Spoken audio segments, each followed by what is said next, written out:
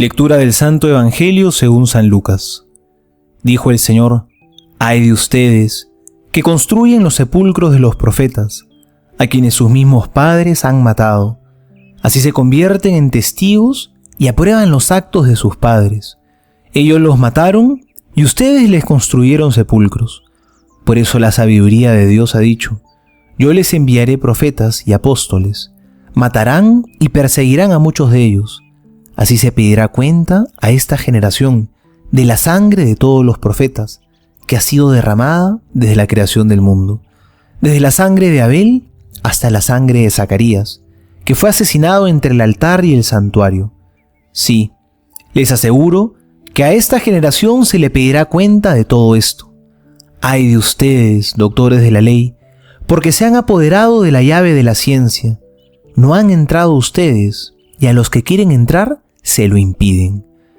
Cuando Jesús salió de ahí, los escribas y los fariseos comenzaron a acosarlo, exigiéndole respuesta sobre muchas cosas y tendiéndole trampas para sorprenderlo en alguna afirmación. Palabra del Señor. Gloria a ti, Señor Jesús. La crítica a los fariseos es dura, ha durado toda la semana, y es dura porque eran la clase religiosa de su tiempo. Eran personas que buscaban, aunque de manera equivocada, agradar a Dios. Imagínense qué terrible es esto. Creer en tu vida que estás agradando a Dios con tus obras, pero en realidad, en el fondo, con ellas te estás alejando de Él. ¿Y dónde estaba el error de estos hombres? Eran cumplidores meticulosos de la ley, por eso la gente los admiraba.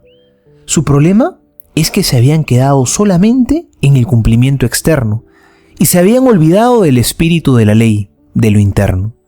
Y es que Dios nos otorgó la ley y los mandamientos como un camino para que pudiéramos acercarnos a Él, para ayudarnos a vivir mejor la caridad, la misericordia, la solidaridad, la justicia, para encaminar nuestras obras hacia el bien. Imagínense a alguien que cumple todas las normas externas y los ritos, y todos lo ven bien y lo admiran, pero en su interior no quiere perdonar a alguien que lo ha ofendido. Vive apegado a las cosas materiales. Dios lo está llamando a que se comprometa más, pero no está dispuesto a decirle que sí, porque está muy apegado a sus propios planes y a sus comodidades. El sacrificio que Dios quiere no es tanto el externo, sino el interno. La limosna que Dios pide no es tanto la que das afuera, sino la de adentro. Dónate a ti mismo, compártete a ti mismo, vive la misericordia. Y ahí sí, de verdad, vas a cumplir el fondo y la razón de ser de la ley. No lo olvidemos, los mandamientos son importantísimos, cumplámoslos de todas maneras, pero no solo para que nos vean, sino como camino para cambiar por dentro, para ser cada día más santos como el Señor nos pide. Soy el Padre Juan José Paniagua y les doy a todos mi bendición en el nombre del Padre y del Hijo y del Espíritu Santo. Amén.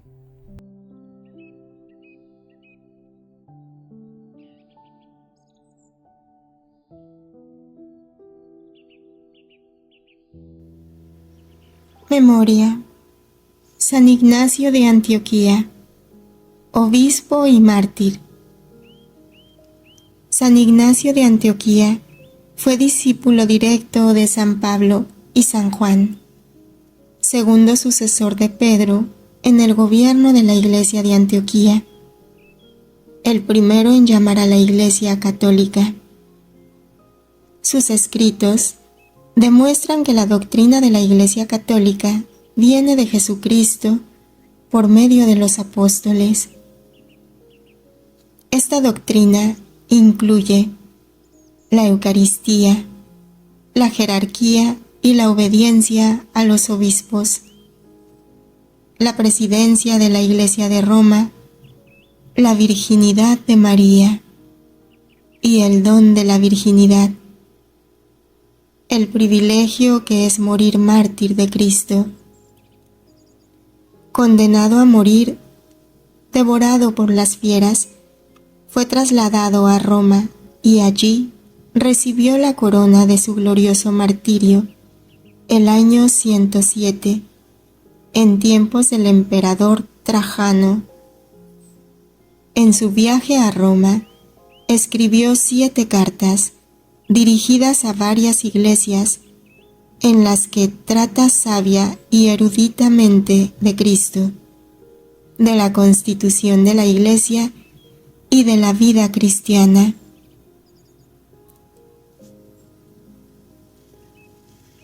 Comentarios desde la tradición de la Iglesia. Papa Francisco, homilía.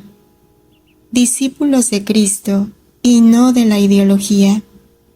Misa matutina de la Domus Sanctae, Marta, jueves 17 de octubre de 2013. Le tendían trampas para casarlo, con alguna palabra en su boca. Cuando un cristiano se convierte en discípulo de la ideología, ha perdido la fe y ya no es discípulo de Jesús. Y el único antídoto contra tal peligro es la oración. Ay de vosotros, que os habéis apoderado de la llave de la ciencia. Vosotros no habéis entrado, y a los que intentaban entrar, se lo habéis impedido. En esto podemos ver la imagen de una iglesia cerrada, en la que la gente que pasa delante no puede entrar, y de donde el Señor que está dentro no puede salir. De aquí la referencia a esos cristianos que tienen en su mano la llave y se la llevan, no abren la puerta, o peor, se detienen en la puerta y no dejan entrar. Pero ¿cuál es la causa de todo ello? La falta de testimonio cristiano, que se presenta aún más grave si el cristiano en cuestión es un sacerdote, un obispo, un papa. Por lo demás, Jesús es muy claro cuando dice: id, salid hasta los confines del mundo, enseñad lo que yo he enseñado, bautizad, id a las encrucijadas de los caminos y traed a todos dentro, buenos y malos. Así dice Jesús, todos dentro. En el cristiano que asume esta actitud de llave en el bolsillo y puerta cerrada, existe todo un proceso espiritual y mental que lleva a que la fe pase por un alambique, transformándola en ideología. Pero la ideología no convoca. En las ideologías no está Jesús. Jesús es ternura, amor, mansedumbre, y las ideologías de cualquier sentido son siempre rígidas. Se corre el riesgo de hacer al cristiano discípulo de esta actitud de pensamiento antes que discípulo de Jesús.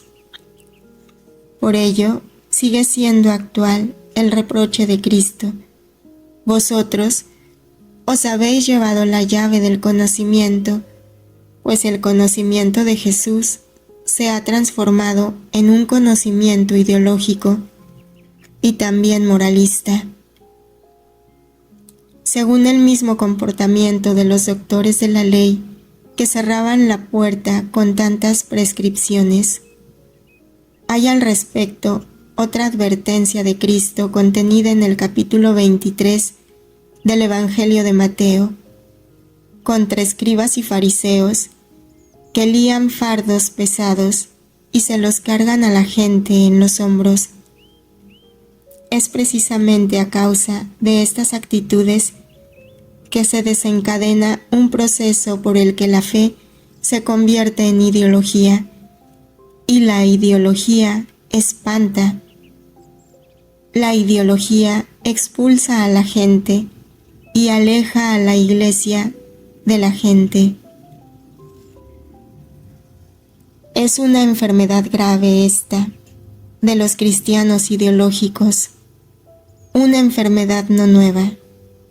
Ya había hablado de ello el apóstol Juan en su primera carta, describiendo a los cristianos que pierden la fe y prefieren las ideologías.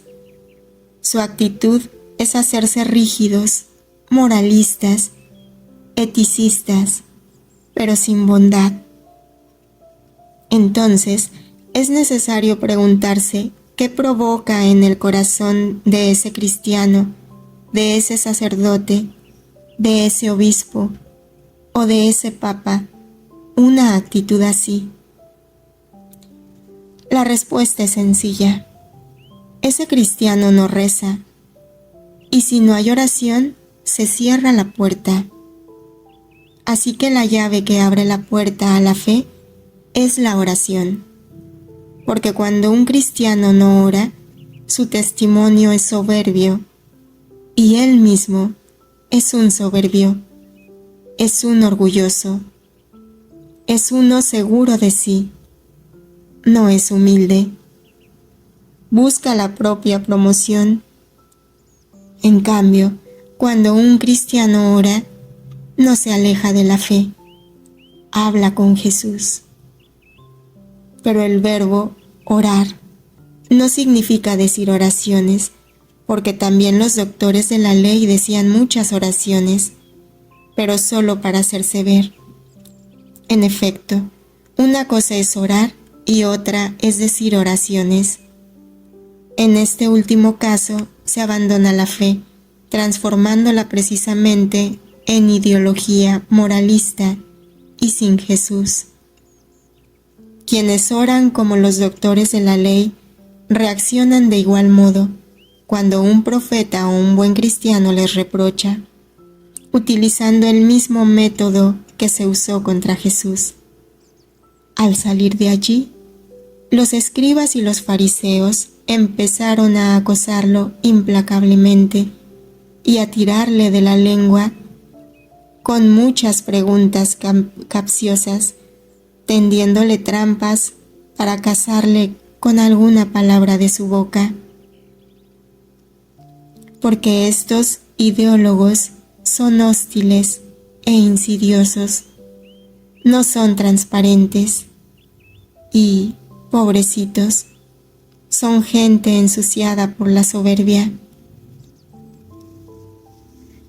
Pidamos al Señor la gracia de no dejar nunca de orar, para no perder la fe y de permanecer humildes a fin de no transformarse en personas cerradas que cierran el camino al Señor.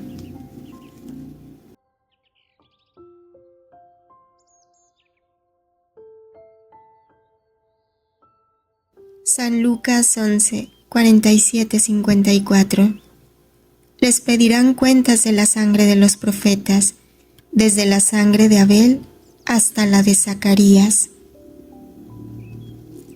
Los doctores de la ley, llamados normalmente escribas, eran los que tenían un conocimiento versado en la ley y de sus interpretaciones. Fariseos y saduceos tenían sus propios escribas. Jesús rememora el pasado de sangre que va desde Abel hasta Zacarías. Jesús dijo a los fariseos y doctores de la ley: «Ay de ustedes, lo que es reprochable es que su conducta no les ha permitido aprovecharse de ello, ni en favor propio, ni a favor de los demás».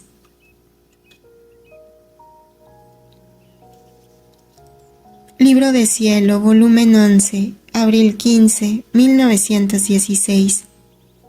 Qué armonías entre creador y criatura, qué encantadora vista, qué amor.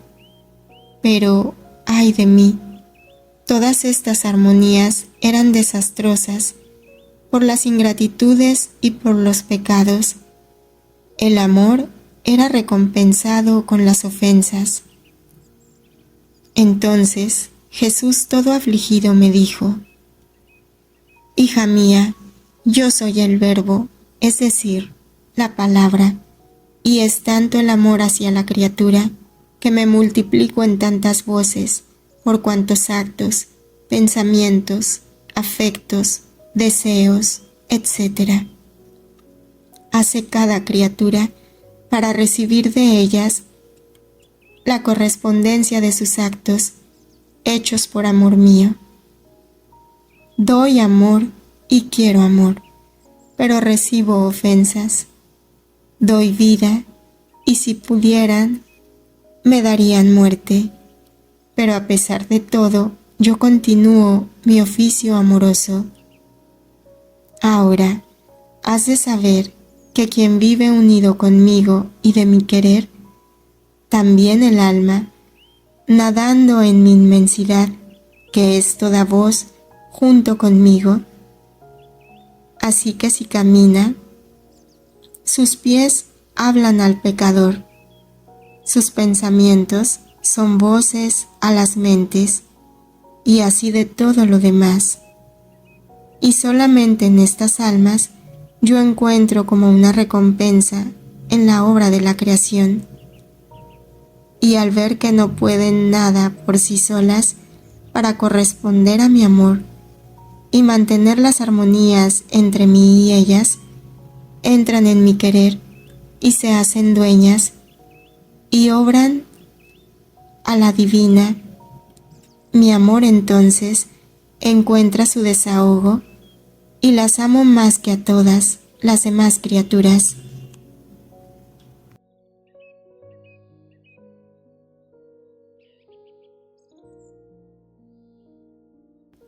Volumen 12, enero 2, 1919.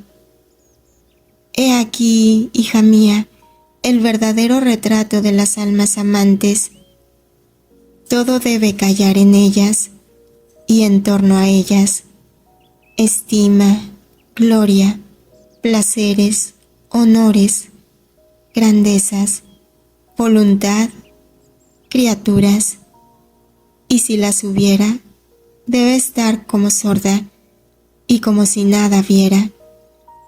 En cambio, debe hacer entrar en ella mi paciencia, mi gloria, mi estima, mis penas, y en todo lo que hace, piensa, ama, no será otra cosa que amor, el cual tendrá un solo eco con el mío y me pedirá almas.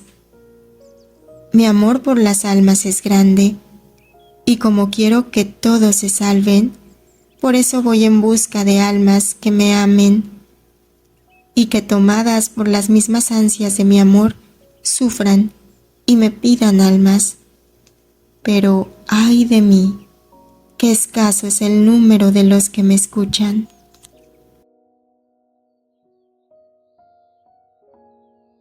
Volumen 12, enero 8, 1919.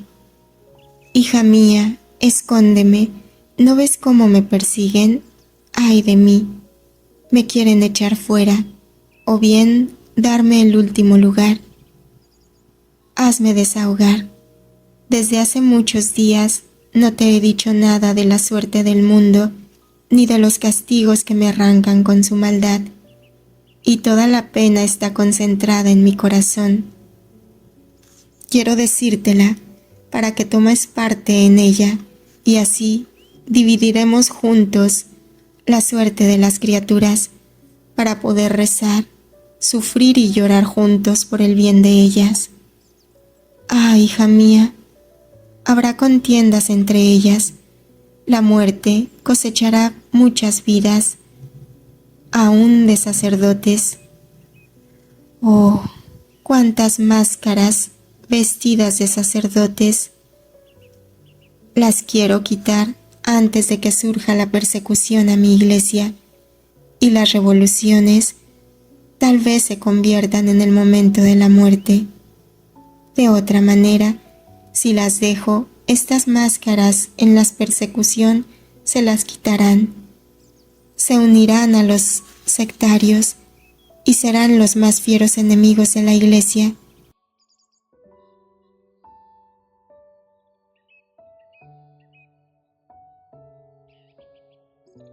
Y su salvación resultará aún más difícil. Y yo, muy afligida, he dicho: ah, mi Jesús, Qué pena oírte hablar de estos benditos castigos. Pero los pueblos, ¿cómo harán sin sacerdotes? Ya son demasiado pocos y quieres quitar otros. ¿Quién administrará los sacramentos? ¿Quién enseñará tus leyes? Y Jesús: hija mía, no te aflijas demasiado. Lo escaso del número es nada. Yo daré a uno la gracia, la fuerza que doy a 10, a 20, y uno valdrá por 10 o por 20. Yo a todo puedo suplir, y además los muchos sacerdotes no buenos son el veneno de los pueblos. En lugar de bien, hacen mal. Y ya no hago otra cosa que quitar los elementos primarios que envenenan a las gentes. Jesús ha desaparecido y yo he quedado con un clavo en el corazón por lo que me ha dicho, y casi inquieta al pensar en las penas de mi dulce Jesús y en la suerte de las pobres criaturas.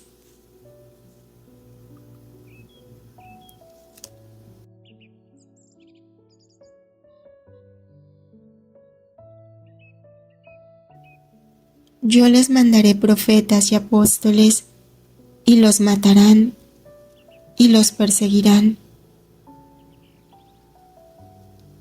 Los profetas y apóstoles son los mensajeros del Evangelio. Dios pedirá cuentas de todos los asesinos a partir de Abel. Partiendo del principio de la responsabilidad colectiva, la presente generación debe dar cuenta de los pecados de todos los antepasados.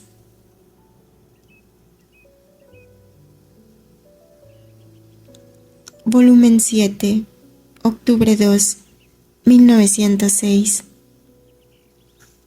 Dile que en el acto en el que ella se siente como acosada por persecuciones, por dolores, por sufrimientos, piense que yo le estoy presente y que puede servirse de sus sufrimientos para curar y cicatrizar mis llagas.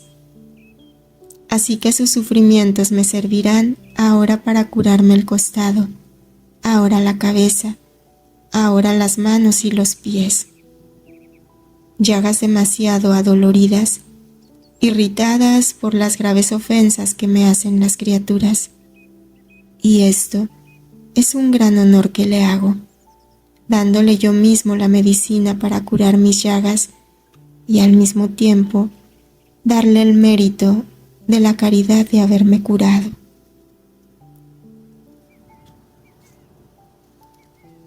Volumen 12, enero 8, 1919. Oh, cuántas máscaras vestidas de sacerdotes. Las quiero quitar antes de que surja la persecución a mi iglesia y las revoluciones, tal vez, se conviertan en el momento de la muerte.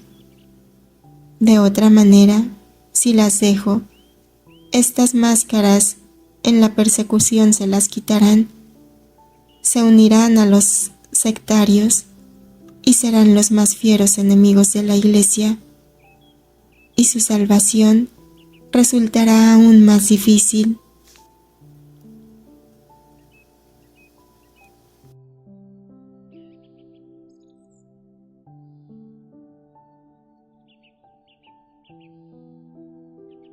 Ay de ustedes, doctores de la ley, porque han guardado la llave de la puerta del saber.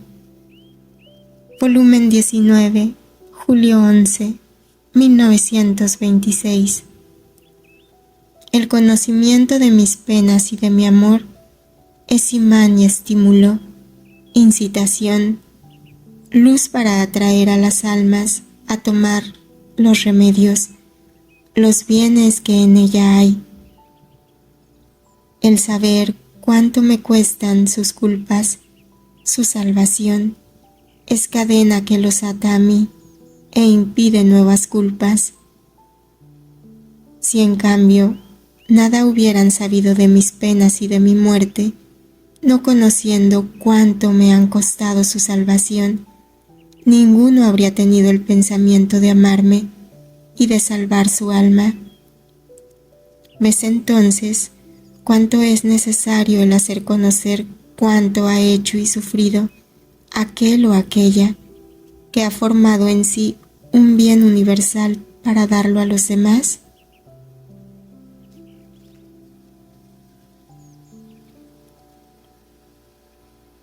No te importe mucho quién está por ti o contra ti, sino busca y procura que esté Dios contigo o en todo lo que haces.